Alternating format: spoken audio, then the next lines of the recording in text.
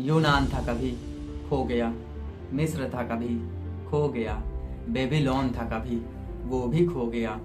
कितने सारे सिविलाइजेशन आए और सारे चले गए, लेकिन भारत, जिसकी परंपराएं इतनी पुरानी होने के बाद भी आज भी अपना अस्तित्व बनाए हुए हैं। मार्क ट्वेन कहते हैं, India is the most cradle of human race, the birth place of human speech, the mother of history, the grand mother of legends and the great grand mother of tradition, our most valuable and most artistic material in the history of man are treasure of in India only। मतलब कि भारत मानव जाति का पालना है, ये वो स्थान है जहाँ मानव भाषा का जन्म हुआ। भारत की धरती मानव इतिहास की माँ है, ये महान गाथाओं की दादी और परंपराओं की परदादी है। भारत मानव इतिहास की सबसे कीमती और रचनात्मक चीजों का खजाना है। इस वीडियो में हम भारत के प्राचीन इतिहास से जुड़ी कुछ बातें जानेंगे, लेकिन पहले मुझे आपके सपोर्ट की एक्सपेक्टेशन है। सो प्लीज एक प्यारा सा लाइक और सब्सक्राइब कर लीजिए और वीडियो बिना स्किप किए पूरा देखिए। तो चलो वीडियो शुरू करते हैं।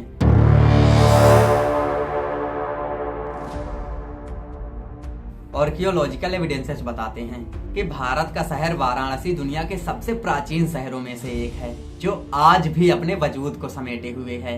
वक्त के साथ इसका नाम भी बदला गया। ऋग्वेद में इसे काशी कहा गया, फिर बनारस और आज वाराणसी। बनारस को समथिंग 3000 साल पुराना माना जाता है, लेकिन हिंदी माइथोलॉजी के अनुसार भगवान शिव ने 5000 साल पहले इस शहर की स्थापना की थी।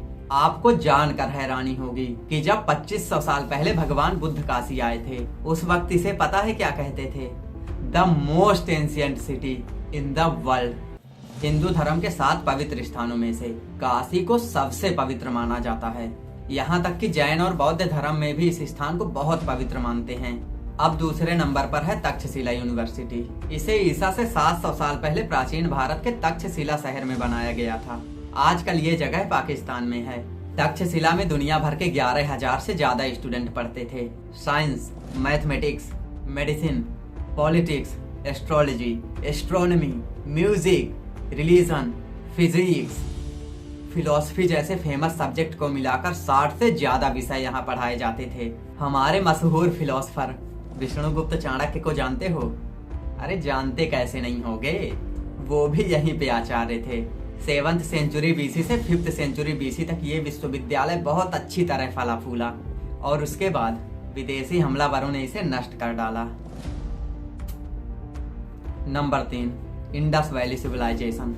इसके जन्म से ही भारत का इतिहास शुरू हुआ था। ये दुनिया की सबसे प्राचीन सभ्यता थी। मेसोपोटामिया, एंशिएंट इजिप्ट और इंडस वैली सिविलाइजेशन। और अगर इसे एंशिएंट इजिप्ट और मेसोपोटामिया की सभ्यता से कंपेयर करें तो इंडस वैली सबसे ज्यादा वाइड सेपरेट सिविलाइजेशन थी।